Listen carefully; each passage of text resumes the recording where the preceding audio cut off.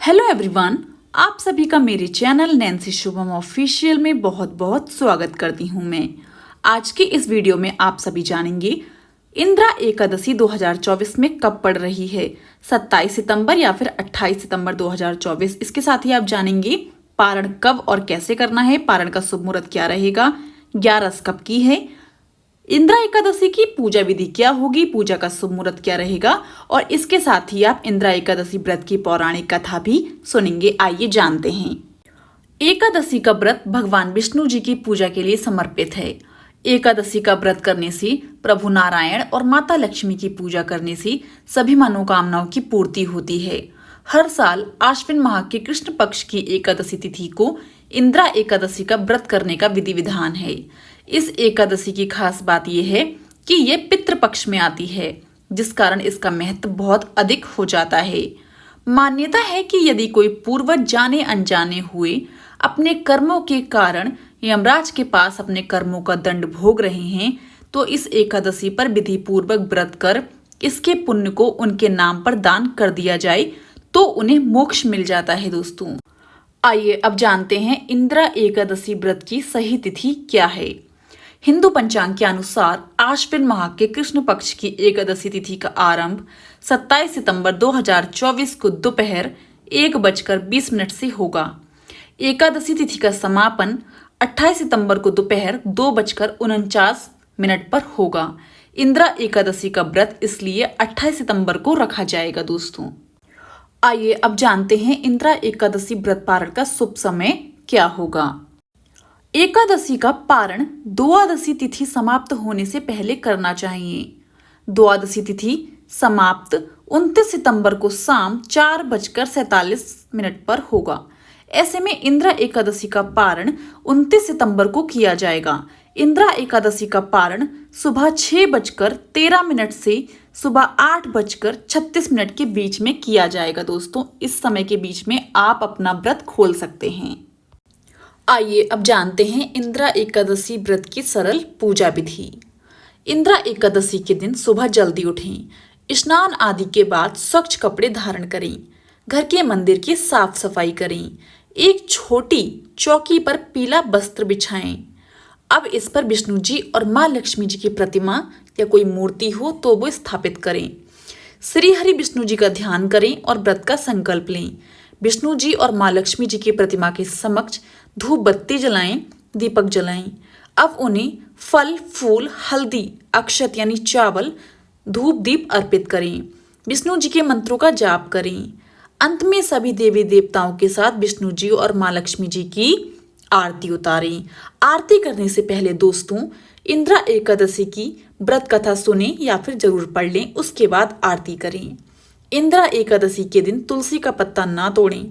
पूजा के लिए एक दिन पहले तुलसी दल तोड़कर रख लें। इंदिरा एकादशी व्रत में व्रती के साथ परिवार के सदस्यों को भी सात्विक भोजन करना चाहिए। आइए अब सुनते हैं इंदिरा एकादशी व्रत की पौराणिक कथा व कहानी। धर्मराज युधिष्ठिर के पूछने पर भगवान श्री कृष्ण ने इस कथा को बताया था। प्राचीन काल में सतयुग के समय में महिष्मती नाम की एक नगरी में इंद्रसेन नाम का एक प्रतापी राजा धर्मपूर्वक अपनी प्रजा का पालन करते हुए शासन करता था। वह राजा पुत्र पौत्र और धन आदि से बिल्कुल संपन्न और विष्णु का परम भक्त भी था। एक दिन जब राजा सुखपूर्वक अपनी सभा में बैठा था तो आकाश मार्ग से महर्षि नारद उतरकर उसकी सभा में आए। राजा उन्हें देखते ही हाथ जोड़कर खड़ा हो गया और विधि पूर्वक आसन व अर्घ दिया। सुख से बैठकर मुनि ने राजा से पूछा कि हे राजन, आपके सातों अंग कुशल पूर्वक तो हैं, तुम्हारी बुद्धि धर्म में और तुम्हारा मन विष्णु भक्ति में तो रहता है। देवर्षि नारद की ऐसी बातें सुनकर राजा ने कहा, हे महर्षि, आपकी कृपा से मेरे राज्य में सब कुछ बिल्कुल अच्छा सब कुशल है तथा मेरे यहाँ यज्ञ कर्मादि सुकृत हो रहे हैं। आप कृपा करके अपने आगमन का कारण कहिए। तब ऋषि कहने लगे कि हे राजन, आप आश्चर्य देने वाले मेरे वचनों को सुनो। मैं एक समय ब्रह्मलोक से यमलोक को गया। वहां श्रद्धा पूर्वक यमराज से पूजित होकर मैंने धर्मशील और सत्यवान धर्मराज की प्रशंसा की। उसी यमराज की सभा में महान ज्ञानी और धर्मात्मा तुम्हारे पिता को एकादशी का व्रत भंग होने के कारण देखा। उन्होंने संदेशा दिया, सो मैं तुम्हें कहता हूँ। उन्होंने कहा कि पूर्व जन्म में कोई विघ्न हो जाने के कारण मैं यमराज के निकट रह रहा हूँ। सो हे पुत्र, यदि तुम आश्विन कृष्ण इंद्रा एकादशी का व्रत मेरे निर्मित करो तो मुझे स्वर्ग की प्राप्ति हो सकती है। इतना सुनकर राजा कहने लगा कि हे महर्षि, आप इस व्रत की विधि मुझसे कहिए। नारद जी कहने लगे, आश्विन माह के कृष्ण पक्ष की दशमी के दिन प्रातःकाल श्रद्धा पूर्वक स्नान आदि से फ्री होकर पुनः दोपहर को नदी आदि में जाकर स्नान करें। फिर श्रद्धा पूर्वक पितरों का श्राद्ध करें और एक बार भोजन करें। प्रातः काल होने पर एकादशी के दिन दातून आदि करके स्नान करें। फिर व्रतों के नियमों को भक्ति पूर्वक ग्रहण करते हुए प्रतिज्ञा करें कि मैं आज संपूर्ण भोगों को त्याग कर निराहार एकादशी का व्रत करूंगा। हे अच्युत, हे पुंडरीकाक्ष, मैं आपकी शरण में हूँ, आप मेरी रक्षा कीजिए। इस प्रकार नियम पूर्वक शालिग्राम की मूर्ति के आगे विधि पूर्वक श्राद्ध करके योग्य ब्राह्मणों को फलाहार का भोजन कराएं और दक्षिणा दें। पितरों के श्राद्ध से जो बच जाए उसको सूंघ कर गौ को दें, यानी गाय माता को दें, तथा धूप दीप गंध पुष्प नैवेद्यम यानी बताशा आदि सब सामग्री से ऋषिकेश भगवान का पूजन करें। रात में भगवान के निकट जागरण करें। इसके पश्चात द्वादशी के दिन प्रातःकाल होने पर भगवान का पूजन करके ब्राह्मण को भोजन अवश्य कराएं। दोस्तों, आप गरीबों को भी दान दक्षिणा या कुछ भी दान कर सकते हैं, ब्राह्मणों को भी दान कर सकते हैं। आपकी जो भी श्रद्धा हो, भाई बंधुओं स्त्री और पुत्र सहित आप भी मौन होकर भोजन करें। आप गरीबों को भी खाना खिला सकते हैं। नारद जी कहने लगे कि हे राजन, इस विधि से यदि तुम आलस्य रहित होकर इस एकादशी का व्रत करोगे तो तुम्हारे पिता अवश्य स्वर्गलोक को जाएंगे। इतना कहकर नारद जी अंतर्ध्यान हो गए। नारद जी की कथानुसार राजा द्वारा अपने बांधवों तथा दासों सहित व्रत करने से आकाश से पुष्प वर्षा हुई और उस राजा का पिता गरुड़ पर चढ़कर विष्णु लोक को गया। राजा इंद्रसेन भी एकादशी के व्रत के प्रभाव से निष्कंटक राज्य करके अंत में अपने पुत्र को सिंहासन पर बैठाकर स्वर्गलोक को गया। हे युधिष्ठिर, यह इंदिरा एकादशी के व्रत का महात्मा मैंने तुमसे कहा। इसके पढ़ने और सुनने से मनुष्य सब पापों से छूट जाते हैं और सब प्रकार के भोगों को भोग कर वैकुंठ को प्राप्त होते हैं।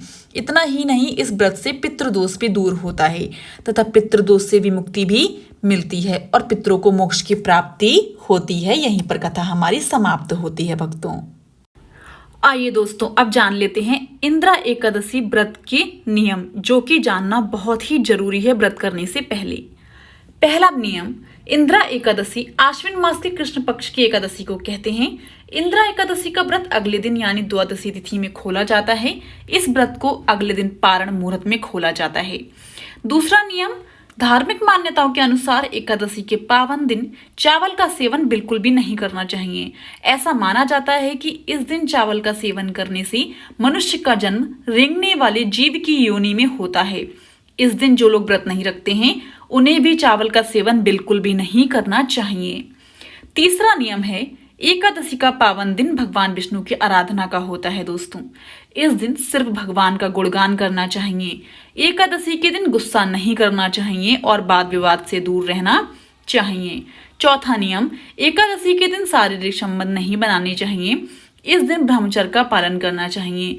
एकादशी के दिन भगवान विष्णु की पूजा करनी चाहिए। इस दिन भगवान विष्णु की पूजा करने से विशेष लाभ की प्राप्ति होती है। दोस्तों, पांचवा नियम है, एकादशी के दिन महिलाओं का अपमान करने से व्रत का फल नहीं मिलता है। सिर्फ एकादशी के दिन ही नहीं, व्यक्ति को किसी भी दिन महिलाओं का अपमान बिल्कुल भी नहीं करना चाहिए। जो व्यक्ति महिलाओं का सम्मान नहीं करते हैं उन्हें जीवन में कई तरह की समस्याओं का सामना करना पड़ता है। छठा नियम है, एकादशी के पावन दिन मांस मदिरा का सेवन बिल्कुल भी ना करें। इस दिन ऐसा करने से जीवन में तमाम तरह की परेशानियों का सामना करना पड़ता है और मैं तो ये बिल्कुल कहूंगी कि एकादशी हो या ना हो, मांस मदिरा का सेवन कभी भी नहीं करना चाहिए। ये हमारी शरीर को बहुत ही नुकसान पहुंचाता है। इस दिन व्रत करना चाहिए। अगर आप व्रत नहीं करते हैं तो एकादशी के दिन सात्विक भोजन का ही सेवन करें। सातवां नियम है, एकादशी के दिन विष्णु सहस्त्र नाम का पाठ करने से भगवान विष्णु की विशेष कृपा प्राप्त होती है। यदि आप किसी कारण से व्रत नहीं कर सकते हैं तो इस दिन मन में विष्णु भगवान का ध्यान करते हुए सात्विक रहें, झूठ ना बोलें, किसी का मन नहीं दुखाएं एवं निंदा करने से बचें। दोस्तों, यदि आपको इंदिरा एकादशी व्रत की संपूर्ण जानकारी पसंद आई हो तो जाने से पहले मेरे चैनल को लाइक, शेयर एंड सब्सक्राइब करना बिल्कुल भी ना भूलें।